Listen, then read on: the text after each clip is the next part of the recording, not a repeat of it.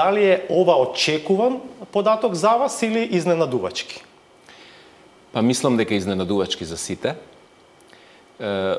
Од најмалку две причини. Очекувавте повисок? Да. Значи се очекуваше дека нема да биде 0. 0,1 и 1 е 0,1 и 0 е исто. Ова е стагнација на економијата, на граница на рецесија.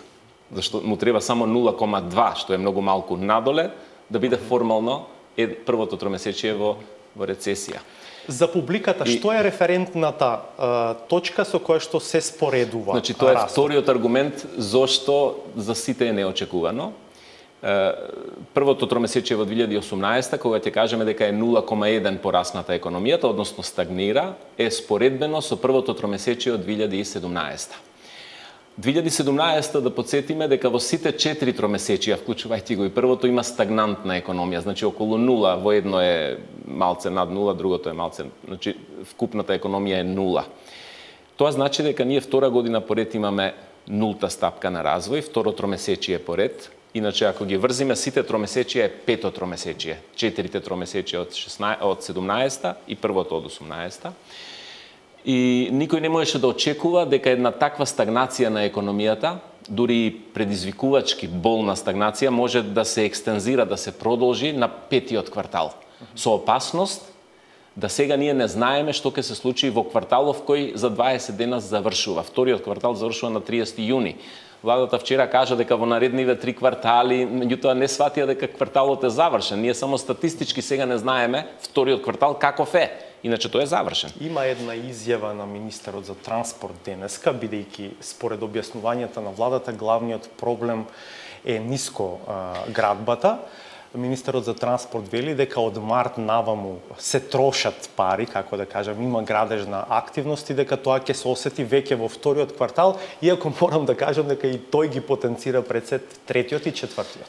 Сега, да, значи, но јас не би го свел проблемот, тројца членови на влада, вклучувајќи го и премиерот, кажаа дека се должи на таа фамозна изградба на патишта, железници, нискоградбата.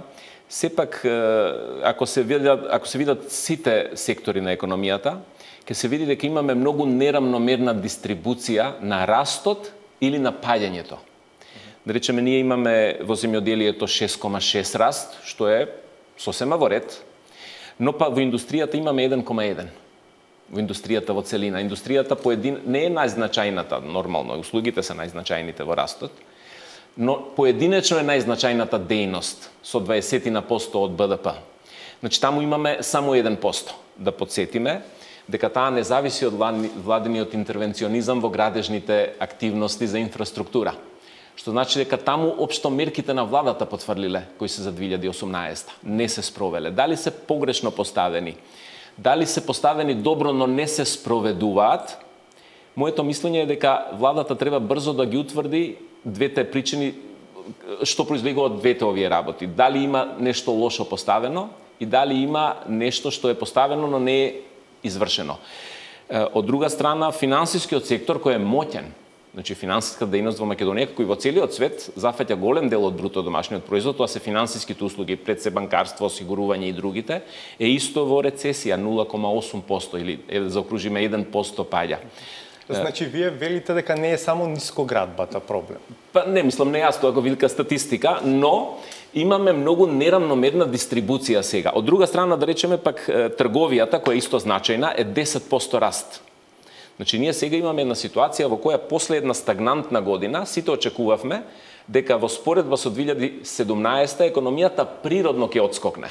Особено што на домашната сцена се стабилизираа политичките случувања, што значи нема неекономски фактори важни, а дистрибуцијата на надворешните фактори е добра.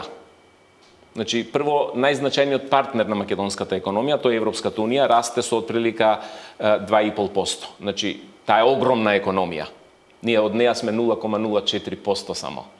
Значи, незиниот пораст од 2,5 може да повлече во Македонија и повеќе заради извозната ориентираност. Америка расте со 2,8. Светот на кој ние припаѓаме, тоа е овој свет со среден доход, така, тој пак според Светската банка расте со 4,5%. Значи, ние не сме се snašli во ова глобално окружување кое е поволно за нас. Ниски камати, високо ниво на странски инвестиции кои за 3 месеци сега се надприродно високи за Македонија. Очигледно владата треба да размисли што се случува. Лично, ако ме прашате, мислам дека владата треба малку повеќе да ги ослободи пазарните сили во македонската економија. Задушени се. Сите очекуваат владен интервенционизам. И тоа ја гуши економијата, иако делува абсурдно.